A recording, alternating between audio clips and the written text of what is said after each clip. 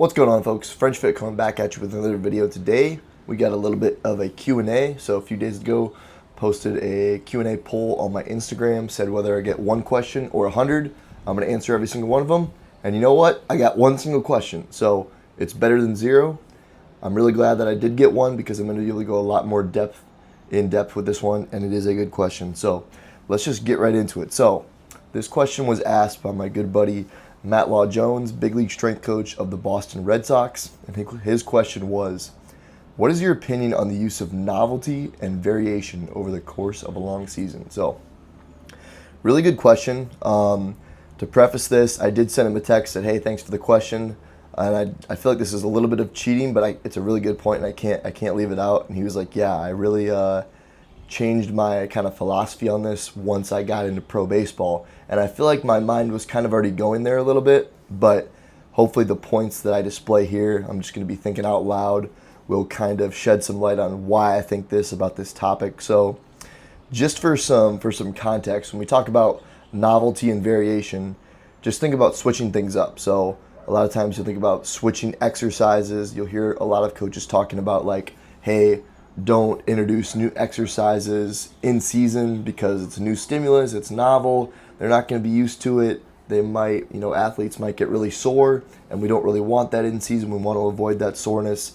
The main priority is obviously playing the sport, which it is. So that's a good point. And that was really kind of my viewpoint on the subject until I really thought about it. And I think over the last almost year that I've been in pro baseball and just thinking about how the season and the sport is just so much different from the college environment, and baseball in general just being kind of a slog. So I think the first point you have to make is it depends on the length of the season. So if you're in a season like college football in the States, where the season is 12 to 16 weeks, 3 to 4 months, maybe you can get away with not a whole lot of variation within your program. And when I think people think of variation, they think of changing like big rocks, like adding in different main movements, maybe switching from, a trap bar deadlift to a sumo deadlift on the straight bar, or you're going from a front rack reverse lunge to a back squat, some major change like that. Or, maybe we're doing 10-yard dashes, now let's rip 20-10 flies, something like that. So I think it depends on the length of the season. If you have a shorter season, like college football or like college soccer, you might be able to just stick with those same main movements the whole time, and the need for variation maybe isn't as quite as long because that's just an extended training block. But from the context of pro baseball, where I'm coming from, and I think professional sports in general, which is where I'm kind of the lens I'm looking through, just to let you guys know, your season is a majority of your training year. So it's not like college where you're going to get the athletes when they come to campus in August or maybe even earlier, and they're going to be there pretty much the whole year because they're there to also go to school. So they're training in season with you, but they're also training, postseason, preseason, football, college football teams are pretty much there most of the year. Same thing with college basketball teams now.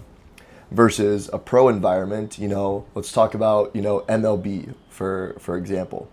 You're going to start spring training games in late February, and if you're a playoff team, you're not going to get done playing until October, November, and then those guys just go home. They might follow your program, they might train with someone else, but you don't see them in the off season.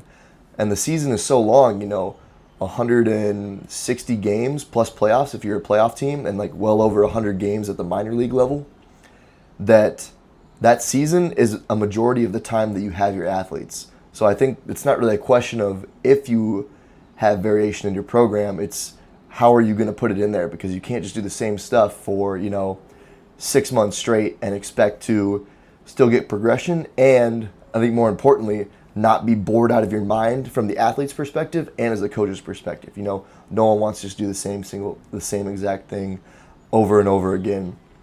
That's just not very fun training. So I think that's a big part.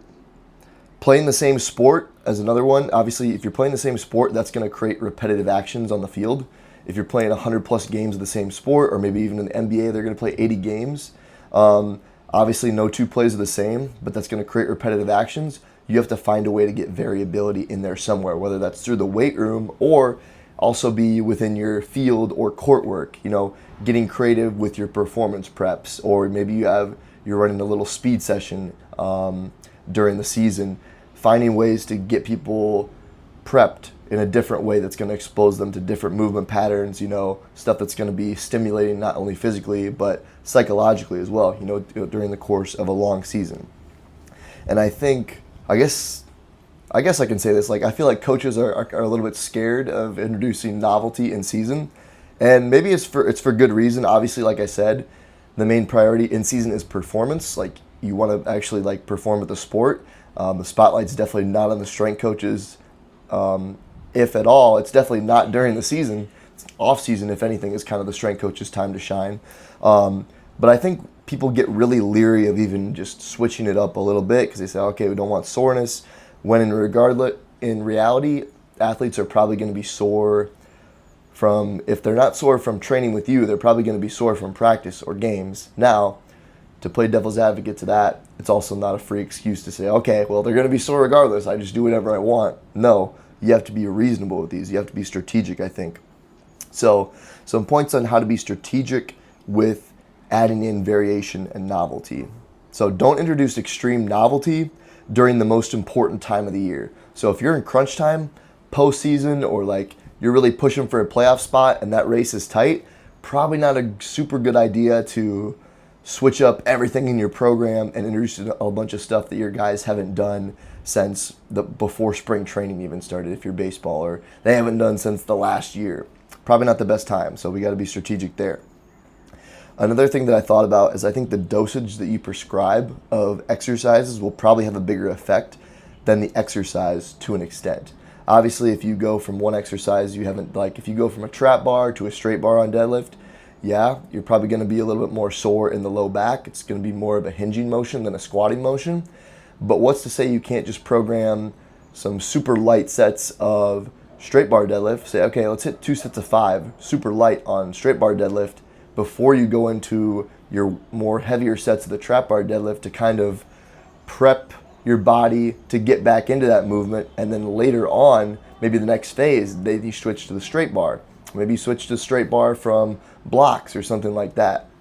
So I think the dosage can have a big impact there. And people obviously, if you've been coaching a while, you know that you're not going to go crazy with the volume in season for the most part, especially with the main movements. You want to probably try to keep the intensity somewhat high. And again, this can vary as well. Like I said, with the season being so long in pro sports, you can't just treat it like a maintenance cycle. Because a lot of times if you say, okay, we're going to maintain, you're probably going to end up declining and losing fitness, losing progress. So you definitely have to try to build. I know Andrew Benham, one of the guys that was a big mentor to me when I was at Elon, we were there for a short overlapping period. He said, the in-season training block is our biggest uninterrupted block of training. So you have to use it to try to progress. And that was in the college. So if people are doing that in college, you definitely got to do that in the pros when the season is that much longer. Another note is, I think, like I said earlier, the novelty makes the training not boring, not only for the coach, but for the athlete.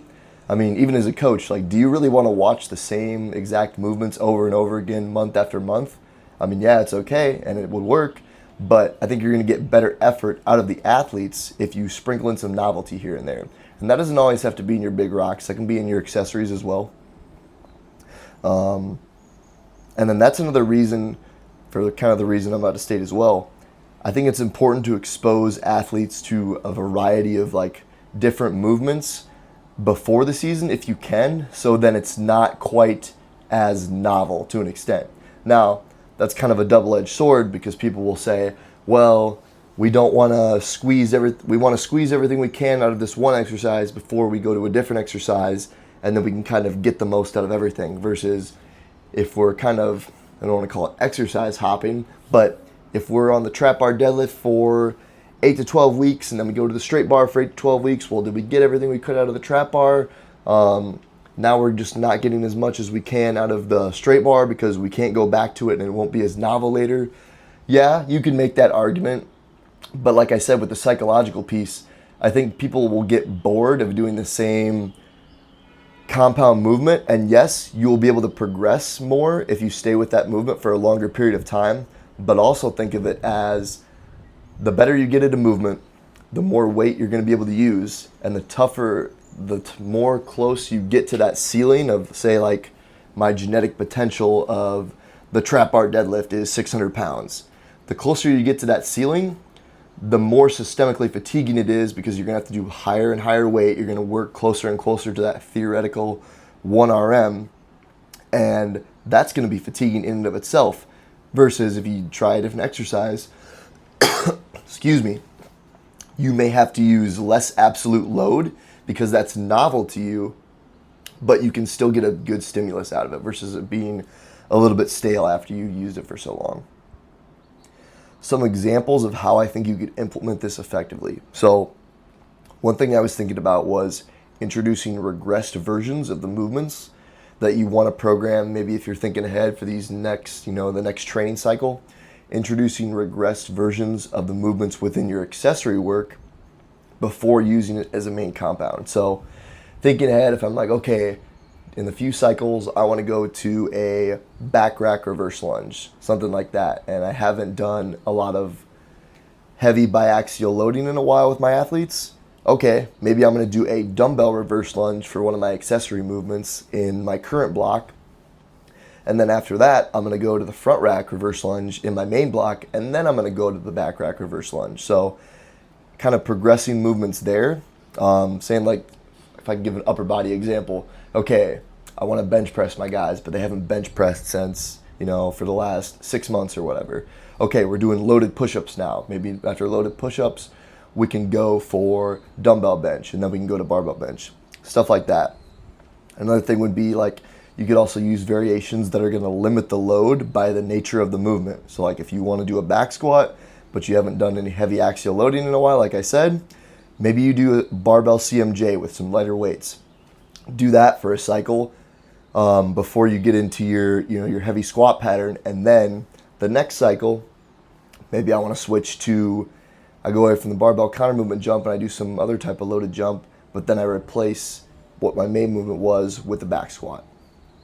And like I said earlier, on the field, being exploratory with your preps and movement patterns in a fun way to get warm. Maybe that could be playing games for some people, although I think a lot of times when athletes are playing a lot of games in season, they're probably going to want to save that competitive urge, so to say, for the actual sport. And yeah, that was kind of my holistic thoughts on variation and novelty. And I think the big thing about this is there's no right or wrong answer. And when I texted Matt to thank him for the question, he gave me a really good line. He said, your training philosophy is really largely in part dictated by your environment. So if you're in an environment where your season is super long and that's the majority of the time you see your athletes, you're probably not going to have a choice to insert some variation into your programming, even if it's in season. Another caveat to that is if you travel a lot on the road with a team and you don't always have access to the most amount of equipment, well, okay, I'm in a hotel gym. Oh no, I can't do my transformer bar rear foot elevated split squat. What are you going to do? Well, you can do a pistol squat about anywhere. You can get creative. You can do dumbbell RFEs with light weights and use a slower tempo. So sometimes that's just going to be necessitated by your environment. So yeah, I hope this kind of sheds some light on just what are my thoughts about variation within season. Drop comments down below on what your thoughts are on the subject. Like this video if you did enjoy it, share it with a friend, subscribe to the channel, follow me over on Instagram at French_fit40. I'm posting fitness content up there, and stay tuned for more of these talking head videos. Appreciate you guys watching. Have a good one. Peace.